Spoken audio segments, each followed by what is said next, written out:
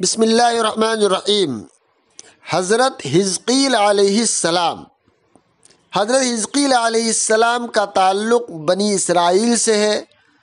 انہوں نے دشمن کے مقابلے میں اعلاء کلمت اللہ کے لیے آواز لگائی تو ان کے ساتھی جو ہزاروں کی تعداد میں تھے خوف کی وجہ سے میدان چھوڑ کر بھاگ گئے۔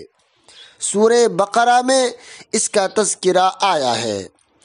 لوگوں میں یہ عقیدہ کمزور ہو رہا تھا کہ مرنے کے بعد اللہ تبارک و تعالی دوبارہ زندہ کرے گا، تو آپ علیہ السلام کو معجزے کے طور پر ایک بڑی تعداد میں لوگوں پر اللہ نے 1 ہفتے تک موت طاری کر دی۔ پھر حضرت حزقیل علیہ السلام کی دعا سے وہ لوگ دوبارہ زندہ ہوئے تاکہ مرنے کے بعد دوبارہ زندہ ہونے کا یقین پیدا ہو جائے۔